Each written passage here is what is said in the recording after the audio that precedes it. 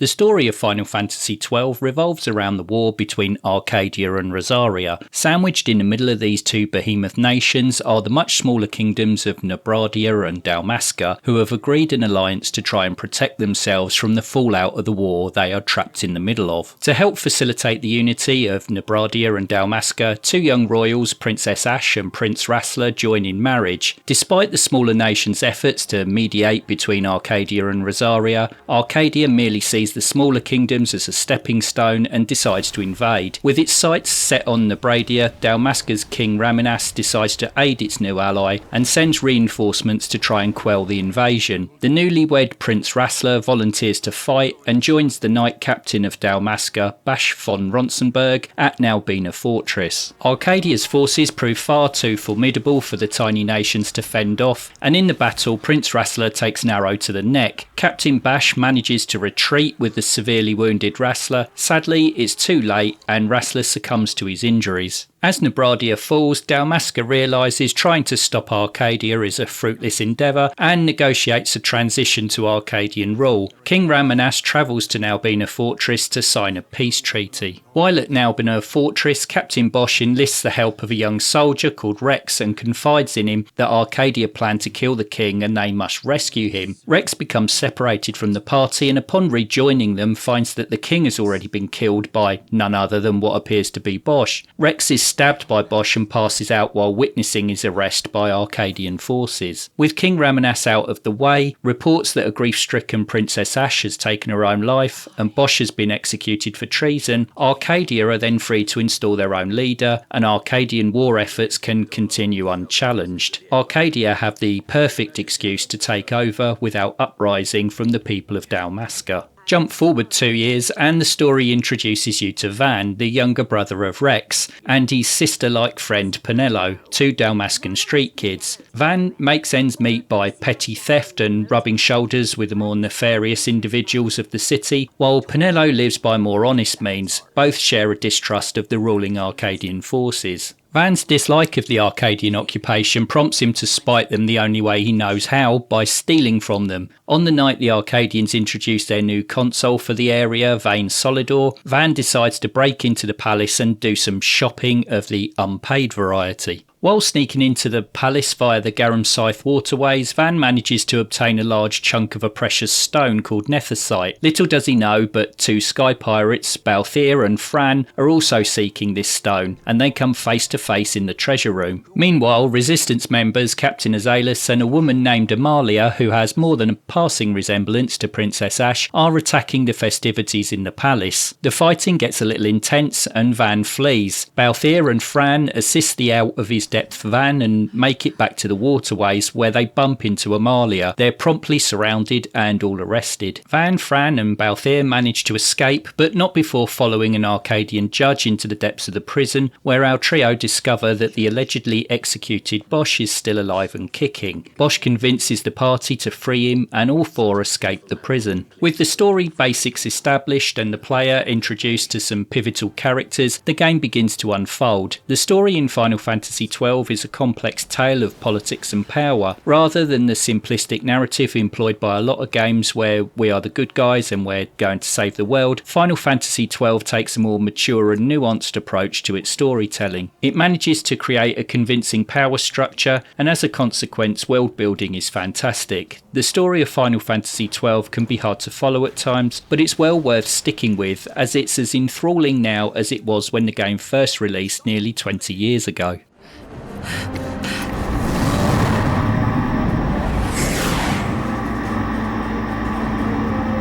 Graphically, the game has had a bit of an upgrade in this Zodiac Age version. It's not a full graphical remaster, but it has had a welcome brush up. Textures are sketchy and details are not as detailed as you may like. Draw distances are a bit short and some scenery looks like it's had a smear of Vaseline over it. At the end of the day, it's a PS2 era game, and without a full remaster, it's not going to be the best looking game ever. What the game does have going for it, however, is variety. There are a lot of different looking biomes biomes in here, from deserts, humid swamps and jungles to mountain passes and bustling cities. The game is constantly throwing something new to look at your way. The character models are a little more successful than the environmental graphics, showing a bit more detail. Animations are also quite nice, with each character having their own mannerisms. It increases the feeling that you're controlling a bunch of individuals on their own adventure, rather than a homogeneous lump of game characters. There's also good variety in the game's enemies and NPCs. Performance is also pretty reliable. I managed to maintain a steady frame rate and the game didn't crash once during my playthrough. Final Fantasy XII is definitely showing its age on the visual front, but it still manages to create a great atmosphere, which helps to drive the game's plot along nicely. Graphics score 18 out of 25. I play the leading man. Who else? Final Fantasy XII employs a semi-open world structure. Ivlis is a large world with open areas, towns and dungeons all linked by a world map. Players can traverse the world on foot or by airship once unlocked, with different regions connected by teleportation stones or airship travel. These interconnected areas are a decent size and allow you enough room to get off the beaten track and explore a bit, which is a bit of a departure compared to a lot of the previous instalments of Final Fantasy. There is some really good variety in these areas, each comes with its own look, feel and enemies. Another way Final Fantasy XII sets itself apart from the series' other games is with its hybrid real-time turn-based combat, the ADB system, or Active Dimension Battle System. It sees you fighting in real time with the ability to queue up actions. As long as you don't change the type of attack you're performing, attacks will occur automatically. You're also free to move around the battlefield during fights. Your actions like attacking, casting magic and using abilities are on a timer. Once the timer completes, you perform the queued action. Your enemy's attacks are also based on the same system. It's this timer aspect that gives the system the feel of turn-based combat, but in real time. It's a nice way of doing things. It gives you the strategic options of a traditional turn-based RPG, but with the involvement of real-time battle. Another nice feature of Final Fantasy XII is that random battles are gone, replaced by enemies roaming the landscape that you can actually see. It's a real quality of life adjustment over the old random system. If you want to avoid battle for whatever reason, the option is there, and if you want to do a bit of grinding, you can get straight into battle rather than running around hoping for the best.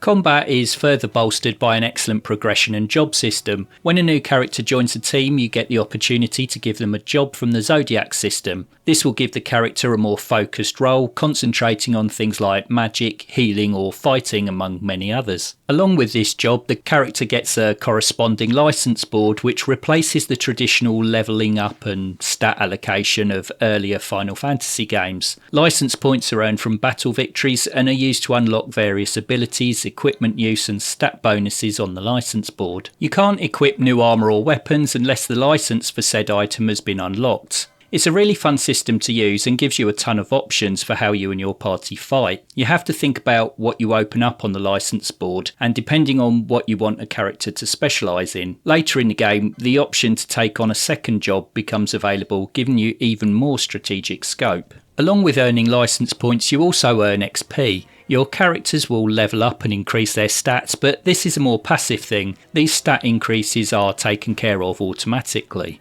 The game will allocate license points to characters who are not currently in the active party, but they won't receive XP. It looks like this system was implemented to encourage you to swap characters in and out regularly so everyone levels up. But realistically, you'll probably settle on your dream team and some of the squad will be left to gather dust on the shelf of obscurity. Final Fantasy XII often abandoned the series' core features and tried new things. One of these innovations was the Gambit system, a way of issuing orders to your characters that they follow when certain conditions are met. For example, you can create a Gambit that tells a character to cast healing spells when a party member's health drops below a certain threshold. This allows for more tactical hands-off combat where characters can act independently based on the player's instructions. That's a pretty simple example, but the Gambit system can be a really powerful tool. It's as close to coding your own in-game AI as you'll probably get in a game. One of the core features that Final Fantasy didn't discard is summons, or espers to give them their correct name in this instalment.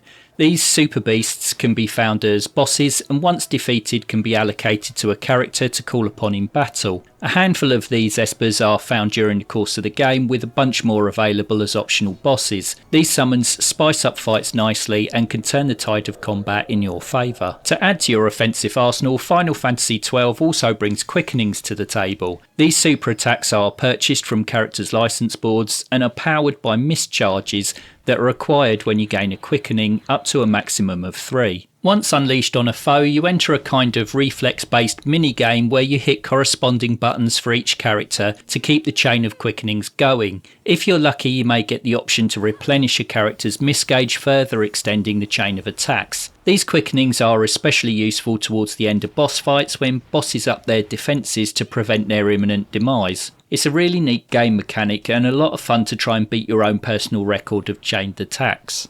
What would any self-respecting RPG be without side quests? And of course Final Fantasy XII has these in abundance.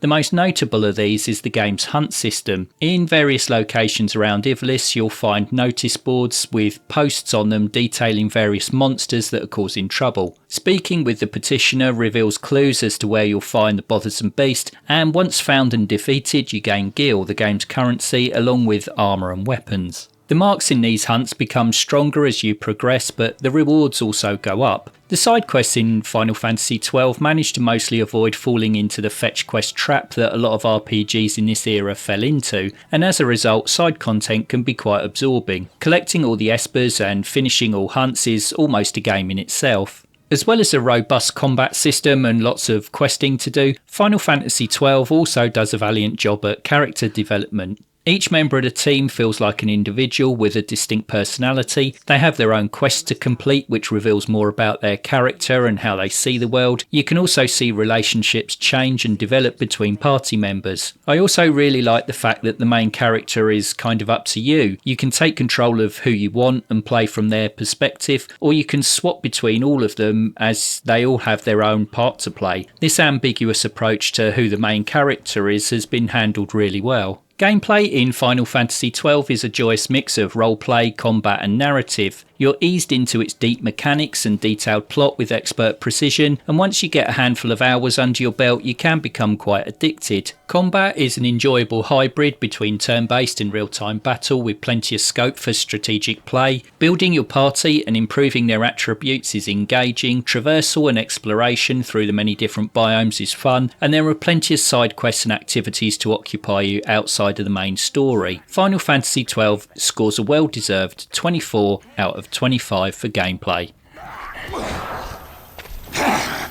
After them!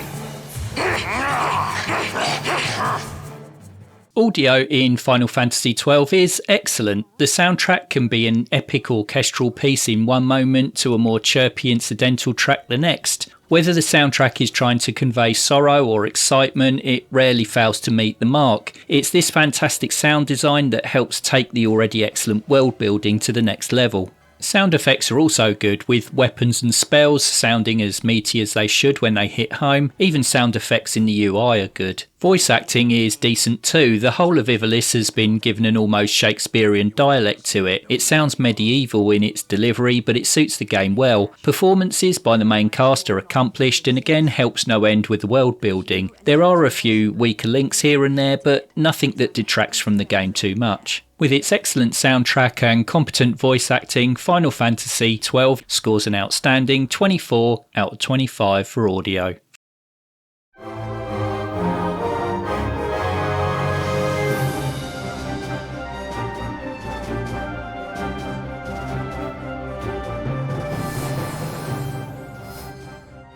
Final Fantasy XII is a large game. You're looking at 50 plus hours to get through the story, and if you want to do all side content too, you're looking at 150 hours plus to get to that 100% mark. It has an abundance of loot to find. Getting all the best armour and legendary weapons will take some work, as will beating all the game's optional bosses to gain all the available espers. There's also a ton of locations to open up and explore. Replayability is also pretty good. There are so many combinations of jobs in the Zodiac system that you could have a rather different experience from one playthrough to another. Of course the story outcome won't change, but how you get there certainly could. Although there's no DLC available, there is a hell of a lot of content on offer, and value scores 24 out of 25.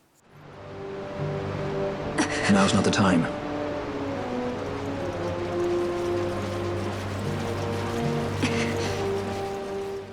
Final Fantasy XII is a thoroughly enjoyable RPG with outstanding world building and atmosphere. Its well constructed story maintains your interest in events, and its cast of mainly likeable characters holds that interest until the game's conclusion. The quality of life changes in this Zodiac Age version of the game only enhance what was an already polished package. If your only experience of Final Fantasy is the newer games, then you may find the change of pace a little too pedestrian and the graphics a bit archaic, but if you're willing to take things a little slower and give this game a try, you'll be rewarded with one of gaming's great role-playing experiences. Final Fantasy XII, in my humble opinion, was the last true Final Fantasy before Square Enix decided that turn-based combat was a thing of the past. Apparently, Larian never got the memo. It cements itself in gaming's history books as a groundbreaking transitional title and scores an impressive 90 out of 100.